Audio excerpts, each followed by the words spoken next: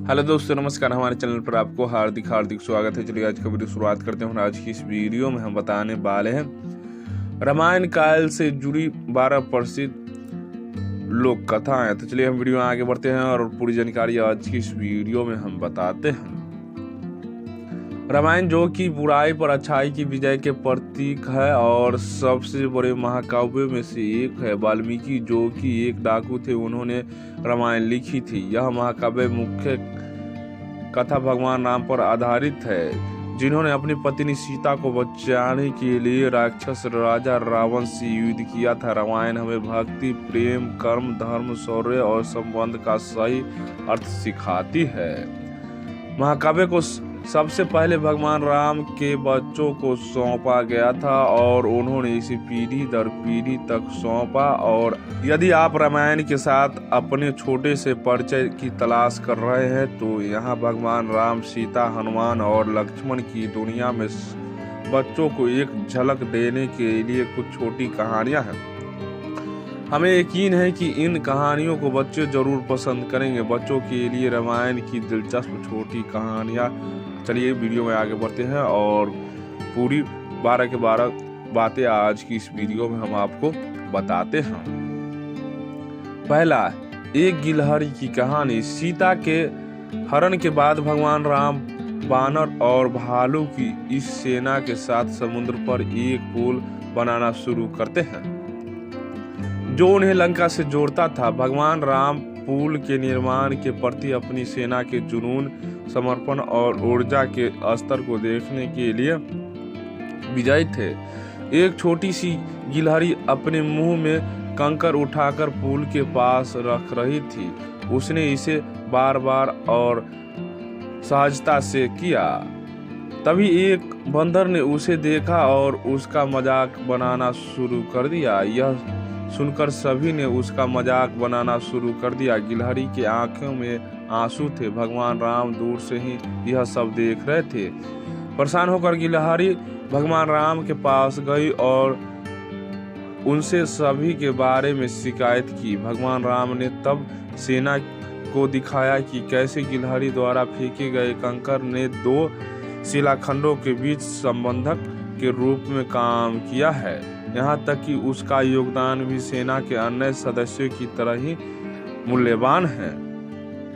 गिलहरी के प्रयास को स्वीकार करते हुए भगवान राम ने गिलहरी की पीठ पर हाथ फेरा। तभी से गिलहरी के शरीर पर श्री राम की उंगली के निशान रह गए। यह बच्चों के लिए रामायण की दिलचस्प छोटी कहानियों में से एक है। जब हनुमान ने भगवान राम के दिए हुए कार्य को मानने से इनकार कर दिया। राज्याभिषेक समारोह के बाद हनुमान उदास थे। वह बंद आंखों से भगवान राम का ध्यान करते हुए कोने में बैठ गए। उनकी आंखों से लगातार आंसू बह रहे थे। सीता ने देखा और भगवान राम को इसके बारे में सूचित किया। राम ने हनुमान के पास जाकर कहा, मैं तुम्हारी भक्ति और भाव के बदले में तुम्हें क्या दे सकता हूँ। केवल एक चीज जो मैं कर सकता हूँ वह आपको अपने साथ वैकुंठ ले जाना है। हनुमान ने पूछा, क्या आप वैकुंठ में मेरे साथ रहोगे? जिस पर भगवान राम ने उत्तर दिया, हाँ, लेकिन राम के रूप में नहीं बल्कि भगवान महाविष्णु के रूप में। हनुमान जी ने उत्तर दिया, मैं उस स्थान पर नहीं जाऊंगा जहां भगवान राम मौजूद नहीं है। मैं अयोध्या ही रहूंगा और भगवान राम का ध्यान करता रहूंगा। तीसरा, संता की कहानी। भगवान राम के जन्म से पहले राजा दशरथ की एक बेटी थी जिसका नाम संता था।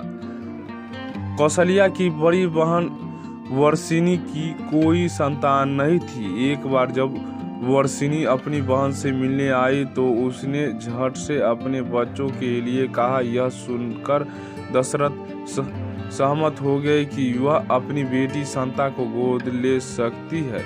यह माना जाता है कि भगवान राम और उनके अन्य भाइयों की उनके बहन के बारे में नहीं बताया गया था।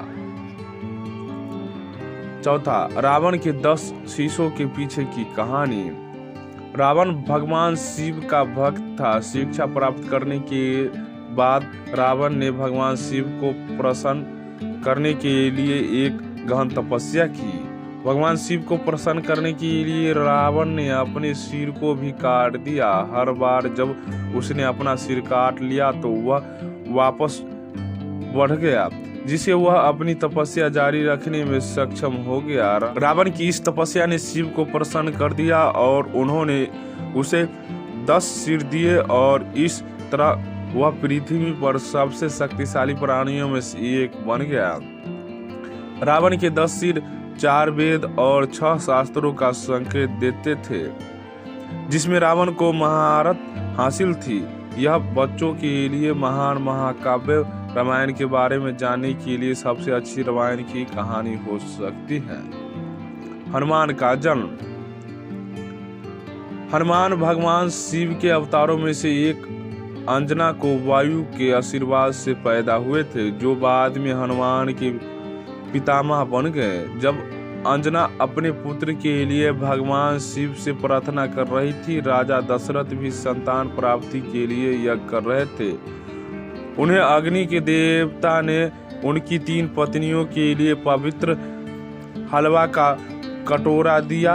ईश्वरीय आदेश से एक वाज ने कुछ हलवा छीन लिया और वहां गिरा दिया जहां अंजना ध्यान कर रही थी। वायु के देवता ने अंजना के हाथों में मिठाई को पहुंचाया, जिसने उसे खाया, जिसके बाद भगवान हनुमान का जन्म हुआ। 6, क्या सीता मंदोदरी की बेटी थी? कई विद्वानों का मानना है कि सीता और रावण के बीच पिता पुत्री का संबंध था, परंतु रामायण के सबसे प्रथम वाल्मीकि रामायण में इसका कोई प्रमाण नहीं है। रामायण के कई विषय आज भी शोध का विषय है। प्रभु श्री राम के जीवन पर 120 से अधिक अलग अलग रामायण लिखी जा चुकी है। इन्हीं में से एक अद्भुत रामायण में से इस बात का उल्लेख है कि रावण और सीता का संबंध पिता पुत्री का है। अद्भुत रामायण 2 प्रमुख ऋषियों वाल्मीकि और भरद्वाज ऋषि के बीच का संवाद है। इस संवाद में एक कथा आती है कि गृह अस्मत नामक ब्राह्मण लक्ष्मी जी को अपनी पुत्री के रूप में पाने के लिए प्रत्येक दिन एक कलश में कुशा के आगे एक भाग से मंत्र पढ़ते हुए दूध डालते थे।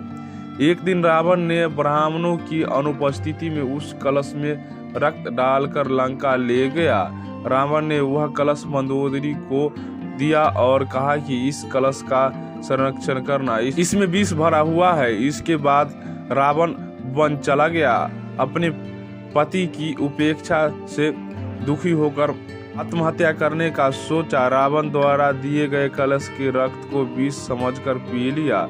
अनजाने में मंदोदरी के रक्त पीने से वह गर्भवती हो गई। मंदोदरी ने सोचा कि मेरे पति मेरे पास नहीं है और उन्हें जब यह पता चलेगा कि मैं गर्भवती हो गई हूँ तो वह क्या सोचेंगे। यह सोचकर मंदोदरी तीर्थ यात्रा का बोलकर कुरुक्षेत्र आ गई, जहां उसने गर्भ निकालकर भूमि में दफना दिया। यही गर्भ परिपक्व होकर मिथिला के राजा जनक को खेत में हल चलाते समय माता सीता के रूप में प्रकट हुआ। 7, भगवान राम की मृत्यु।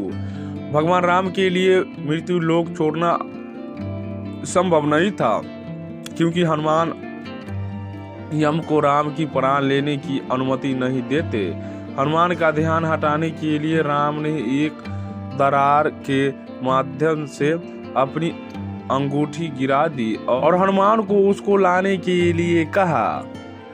हनुमान ने खुद को एक छोटे से आकार में कम कर लिया और केवल सर्प की भूमि में खुद को खोजने के लिए दरार में प्रवेश किया। उन्होंने नागलोक के राजा वासुकी से अंगूठी मांगी। राजा ने उसे अंगूठी से भरा एक गुंबद दिखाया, जिसमें सब राम जैसी अंगूठी थी। यह देखकर हनुमान चकरा गए। तब राजा ने उन्हें बताया कि राम ने उनकी मृत्यु से आपका मन हटाने के लिए जानबूझकर अंगूठी को नीचे गिरा दिया। 8, जब राम ने हनुमान को मौत की सजा सुनाई। राम द्वारा राजा के रूप में अपने पिता का स्थान लेने के बाद नारद राज्य में सामंजस्य नहीं बना सके, इसलिए उन्होंने हनुमान और राम के बीच छल द्वारा मतभेद पैदा करने की कोशिश की। जब ऋषि दरबार में उपस्थित हुए तो नारद ने हनुमान को विश्वामित्र को छोड़कर सभी ऋषियों का अभिवादन करने के लिए कहा, क्योंकि वह जन्म से ऋषि नहीं थे। इस तरह विश्वामित्र और अन्य ऋषि क्रोधित हो गए। विश्वामित्र और अन्य सभी ऋषियों ने भगवान राम से हनुमान को मृत्यु दंड देने की मांग की। भगवान राम भी इस सजा के लिए मना नहीं कर सकते थे, क्योंकि विश्वामित्र उनके गुरु थे।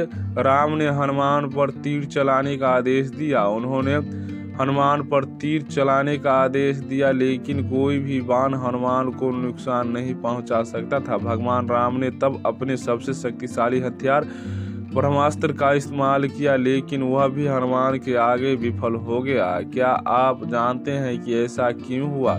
क्योंकि हनुमान भगवान राम के नाम का जाप करते रहे। नारद को अपनी गलती का एहसास हुआ और उन्होंने विश्वामित्र से यह सब रोकने की विनती की। 9वां, क्या आप जानते हैं कि बजरंगबली को नाम कैसे मिला? एक दिन जब सीता अपने माथे पर सिंदूर लगा रही थी तो जिज्ञासु हनुमान ने पूछा, आप सिंदूर क्यों लगाते हैं? सीता ने उत्तर दिया, भगवान राम के लंबे और स्वस्थ जीवन के लिए। उत्साही हनुमान ने सिंदूर से अपने पूरे शरीर को लगा लिया। हनुमान को सिंदूर में लिपटता देख भगवान राम हंसी में फूट पड़े। उन्होंने उसका नाम बजरंगबली रखा, जो बजरंग शब्द से आया है, जिसका अर्थ है नारंगी। राम के भाई। अधिकांश लोग जानते हैं कि भगवान राम विष्णु के अवतार है। उनके भाइयों में लक्ष्मण, भरत और शत्रुघ्न है। लक्ष्मण बाद में भगवान कृष्ण के बड़े भाई बलराम के रूप में पैदा हुए। लक्ष्मण ने अपने पूरे जीवन में शिकायत की थी कि छोटे भाई के रूप में जन्म लेने के कारण उन्हें राम की सभी आज्ञाओं का पालन करना पड़ा था। बलराम के रूप में जन्म लेने पर उनकी एक बड़े भाई बनने की इच्छा पूरी हुई। लक्ष्मण 14 साल तक जागते रहे। उर्मिला लक्ष्मण की पत्नी थी।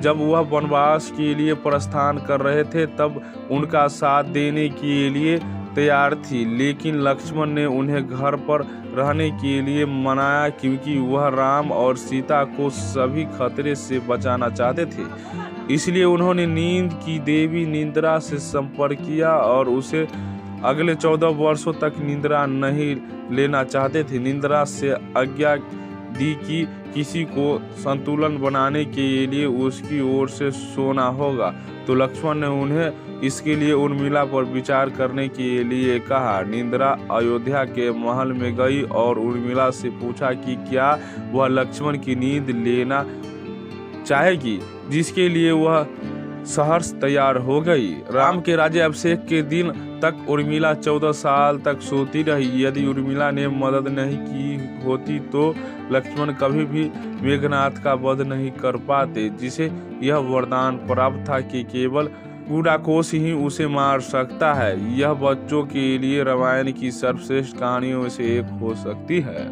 12 कुंभकर्ण की नींद की कहानी। एक बार रावण, कुंभकर्ण और विभीषण से पूछा गया कि वे ब्रह्मा से क्या वरदान चाहते हैं। दूसरी ओर इंद्र कुंभकर्ण की वीरता और बुद्धि के बारे में अच्छी तरह से जानते थे। इंद्र जानते थे कि वह स्वर्ग का राजा सिंहासन मांगेंगे। इससे भयभीत होकर इंद्र ने देवी सरस्वती से कुंभकर्ण की जीभ को बांधने का अनुरोध किया, जिससे कुंभकर्ण को अंततः निद्रासन का वरदान मांग लिया। ब्रह्मा ने उन्हें अंततः निद्रा का वरदान दिया। अपने भाई की दुर्दशा को देखकर रावण ने ब्रह्मा से शाप को पूर्ववत करने का अनुरोध किया। ब्रह्मा ने इसे पूर्ववत किया, लेकिन एक शर्त के साथ। उन्होंने कहा कि कुंभकर्ण आधे साल शयन करेगा और आधे समय तक जागता रहेगा। लंका के युद्ध के दौरान भी कुंभकर्ण सो रहा था और उसे जागने की कोशिश में 1000 हाथियों के साथ चला गया था। तो दोस्तों, हमारी आज का जानकारी कैसा लगा? अगर अच्छा लगा हो तो लाइक, शेयर और सब्सक्राइब करना ना भूले। पूरा वीडियो देखने के लिए धन्यवाद।